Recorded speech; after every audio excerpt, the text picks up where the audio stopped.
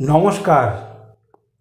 বাংলাদেশে নতুন করে আরও এক আন্দোলনের সৃষ্টি হয়েছে। বাংলাদেশের যে সবচেয়ে বড় ব্যবসা এবং বাংলাদেশের মানুষের আয় রোজগারের সবচেয়ে যে বড় উৎস এবং বাংলাদেশের বহু সংখ্যক মানুষ যে কর্মের সাথে জড়িত, সেই কর্ম অর্থাৎ গার্মেন্টস শ্রমিকদের এক নতুন করে আন্দোলন কিন্তু বাংলাদেশে দেখা দিয়েছে। গতকাল থেকে আরম্ভ হয়েছে এবং আজকে বাংলাদেশের প্রধান ডক্টর ইউনূসের বাসভবন যমুনা ঘেরাও করে শ্রমিকদের দাবি দাওয়া, পুরনো বকেয়া, চাকরির আন্দোলন, নতুন করে গার্মেন্টসের ব্যবসাকে আরও বেশি উজ্জীবিত করার জন্য সরকারি অনুদান ইত্যাদি বিষয় নিয়ে শ্রমিক কর্মচারীদের এক বড় আন্দোলন বাংলাদেশে নতুন করে দেখা দিয়েছে। এই আন্দোলন আরও বাড়বে, কেননা কর্ম সংক্রান্ত বিষয় এটা রুজি রোজগারের বিষয়।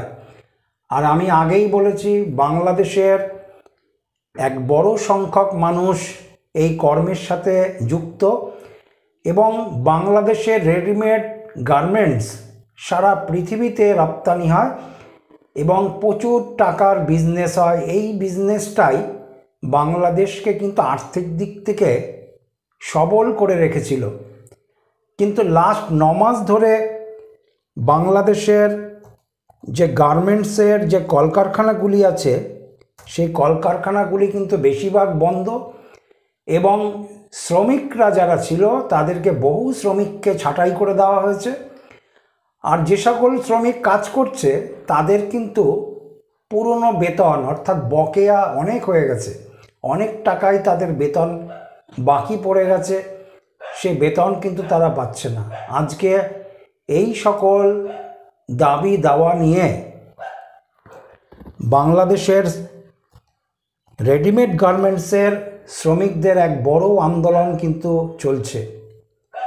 এই আন্দোলন চলবে, এই আন্দোলন বাড়বে, আরও বেশি কিন্তু প্রকট হবে।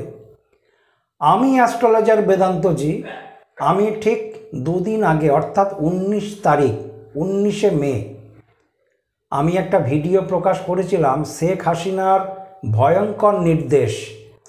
এই ভিডিওটাতে আমি লাস্টের দিকে গ্রহ নক্ষত্রের সবিস্তার ব্যাখ্যার মধ্য দিয়ে আমি বলেছিলাম যে বাংলাদেশে কিন্তু কর্ম বিষয়ক অর্থাৎ চাকরির দাবি বা বেতন আদায়ের দাবি বা কর্মের উন্নতি, এই কর্ম বিষয়ক চাকরি বিষয়ক আন্দোলন কিন্তু বাংলাদেশে রাস্তায় নামবে।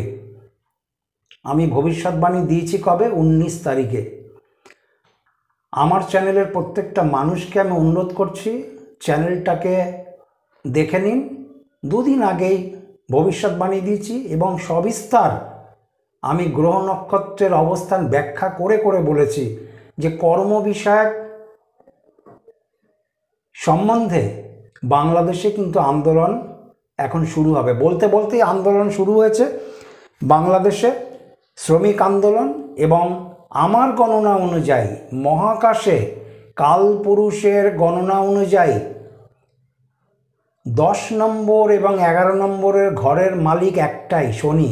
সেই শনি কিন্তু 12 নম্বর ঘরে গিয়ে অবস্থান করেছে এবং শুক্র সেখানে আছে এবং রাহু পূর্ণ দৃষ্টি দিচ্ছে। ফলে এ অবস্থা ভালো অবস্থা নয়। সুতরাং আন্দোলন বাড়বে। চাকরির দাবিতে আন্দোলন আসছে, শুধু শ্রমিকদের এই আন্দোলন নয়। আমার ভিডিওটা ভালো করে দেখুন এবং সময়কালকে আপনারা অনুসরণ করুন।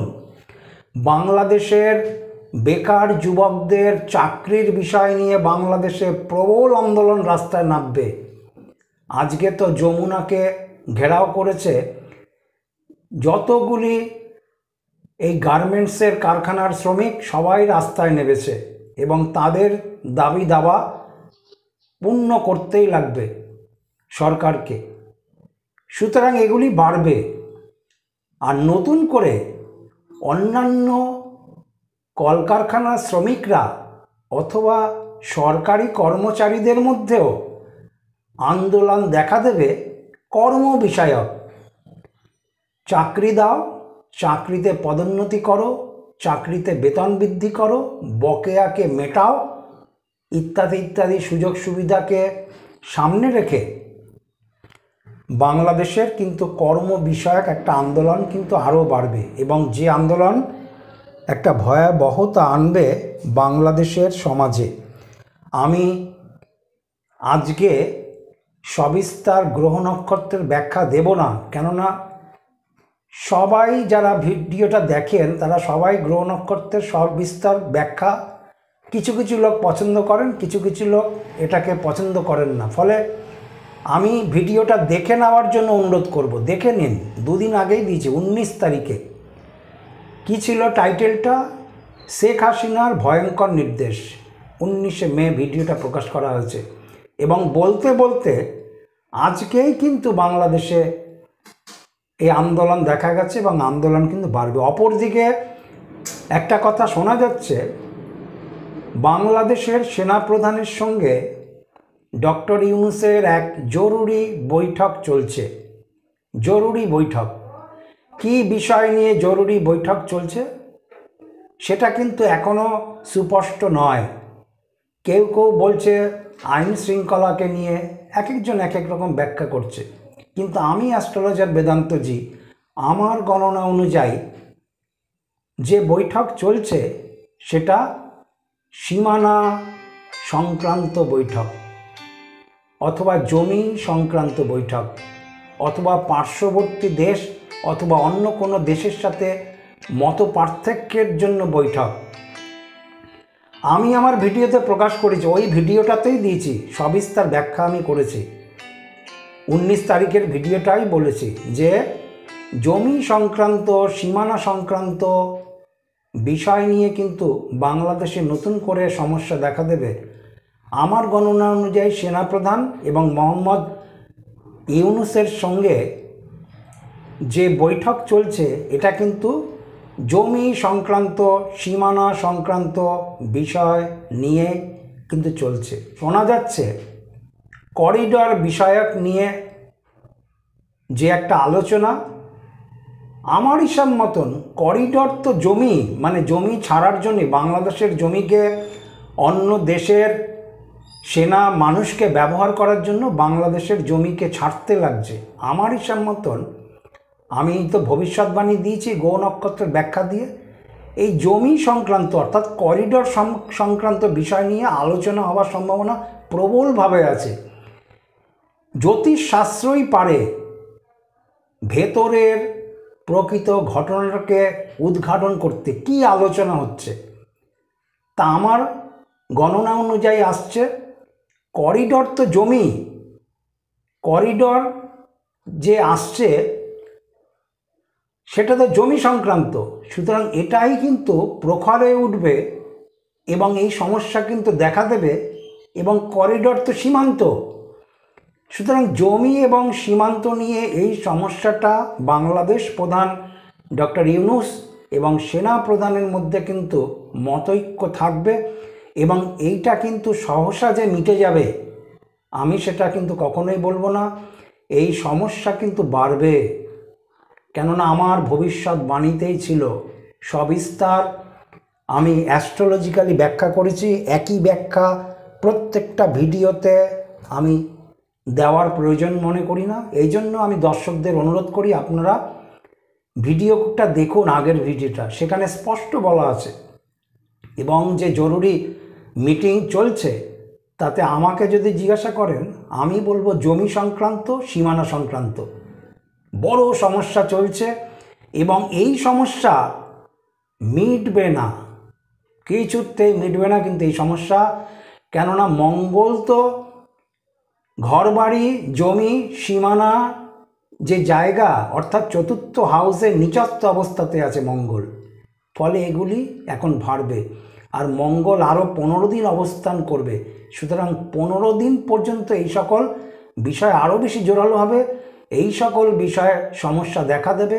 এছাড়াও ছাত্রছাত্রীদের বা এডুকেশন ডিপার্টমেন্ট সংক্রান্ত বিষয়, শুধু ছাত্রছাত্রী নয়, শিক্ষক শিক্ষিকাদের আন্দোলনও কিন্তু বাংলাদেশের সামনে আসার সম্ভাবনা আছে। শিক্ষক শিক্ষিকারাও কিন্তু রাস্তায় নামতে পারে, স্টুডেন্ট তো রাস্তাতে আছে। এছাড়াও শিক্ষার অন্য কোনো বিষয় বা সাবজেক্ট নিয়ে বাংলাদেশে আন্দোলন শুরু হবে, সময়কাল কিন্তু সেই জায়গাটাই বলছে।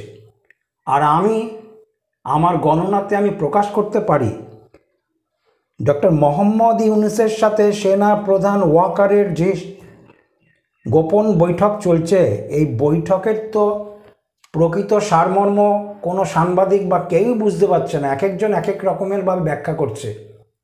এবং সাংবাদিকদের মুখোমুখি হয়ে বাংলাদেশের পরিস্থিতিকে সেনাপ্রধানও স্পষ্ট করছে না পুরোপুরিভাবে, আর ডক্টর ইউনূসও কিন্তু স্পষ্ট করছে না।